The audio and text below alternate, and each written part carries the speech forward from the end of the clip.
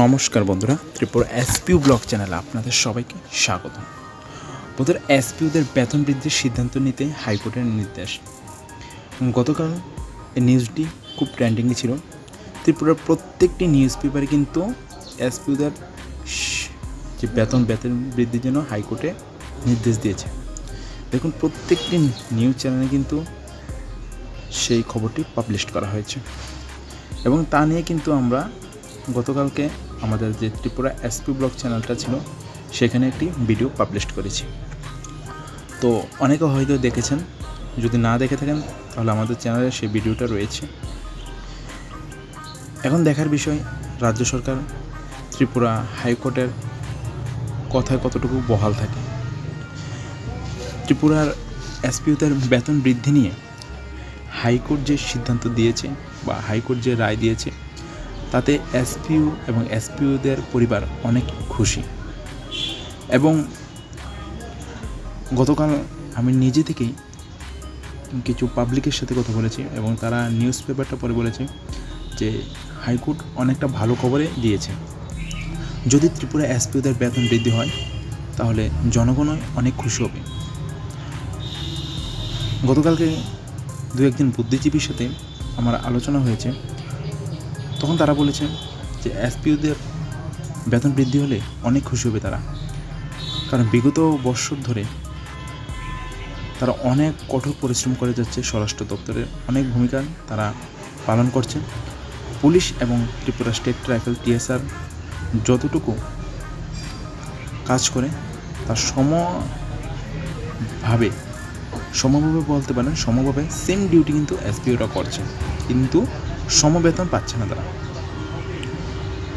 আপনারা দেখবেন এসপিওরা কিন্তু বিভিন্ন ডিউটি অবস্থায় থাকে। পুলিশ টিএসআর যে কোনো ডিউটি করে, এসপিওরা সেই রকমভাবে ডিউটি করছে। তো এসপিওদের বেতনটা 7,079 টাকা, সেটা আপনার অবগত রয়েছেন, সকলে জানেন।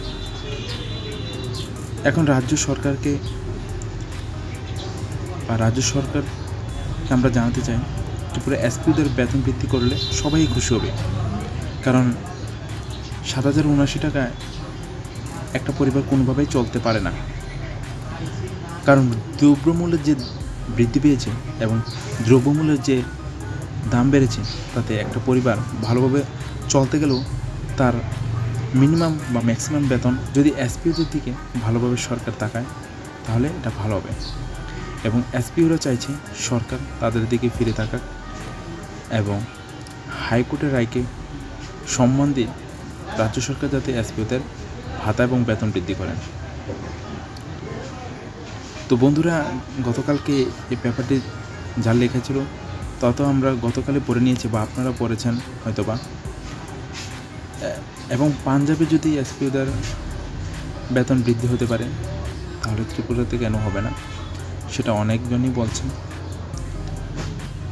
তো বন্ধুরা, আজকের ভিডিওটি এটা নিয়েই যে ত্রিপুরার এসপিওদের যে নিউজটি গতকালকে পাবলিশ হয়েছিল সেটি ত্রিপুরা রাজ্যের অনেক পেপারে দেখানো হয়েছে। তো অনেকেই পড়েছেন, কালকে এটা ট্রেন্ডিংয়ে ছিল। অনেকেই জিজ্ঞাসা করছেন এসপিওদের বেতন ভাতা বৃদ্ধি নিয়ে, অনেকেই খুশি বা বুদ্ধিজীবীরা বলছে এটা ভালো হবে হলে। তো বন্ধুরা, এটাই ছিল আজকে ভিডিওটি যদি ভালো লাগে অবশ্যই লাইক, কমেন্ট এবং শেয়ার করবেন। আমাদের চ্যানেলে যদি নতুন হয়ে থাকেন তাহলে অবশ্যই চ্যানেলটিকে সাবস্ক্রাইব করবেন। Thanks for watching.